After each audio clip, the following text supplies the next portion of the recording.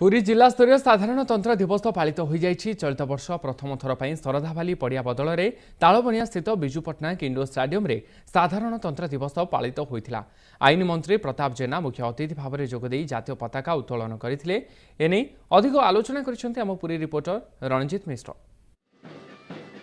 आज सर्वत्र 71तम साधारणतंत्र दिवस पालन करी अवसर में पूरी जिला स्तरीय साधारणतंत्र दिवस प्रथम थर पर तालबनिया स्थित बिजू पट्टनायक इंडोर स्टाडियम पालन कर देखिपे मो कैमेरा पर्सन को कहबी जे मंत्री प्रताप जेना आज मुख्य अतिथि भाव जोगदे जातीय पताका उत्तोलन कर पक्षरे बर्तमान एठार पैरेड आरंभ होती पैरेड बर्तमान मंत्री अभिवादन ग्रहण करेंगे। बर्तमान कैमेरा पर्सन कहबी जे प्रथम पुलिस एपीआर आसी प्रथम आगे रही रिजर्व इन्स्पेक्टर नेतृत्व में बर्तमान पैरेड चली पुलिस एपीआर आसती 62 कंटीजेंसी जोगदे यही 62 कंटीजेंसी रही स्काउट गाइड्स एवं विभिन्न नाभाल विंग्स एवं विभिन्न सादा पोशाकधारी समेत पुलिस एपीआर एवं विभिन्न विद्यालय छात्र छात्री मान रही आपन देखते प्रथम पुलिस एपीआर बर्तमान पैरेड रे भाग नहीं मंत्री अन्य पक्ष अभिवादन ग्रहण कर या एनसीसी आसी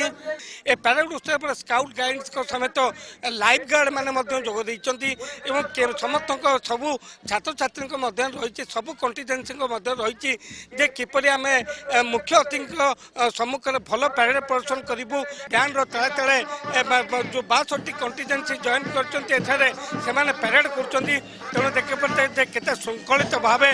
पुलिस बैंड बैंड प्रदर्शन कर चलती अन्य पक्ष आप देखिपे प्रज्ञापन मेढ़ पैरेड पछपट रही रही स्वच्छ सुरक्षित शैशव सचेतनता रथ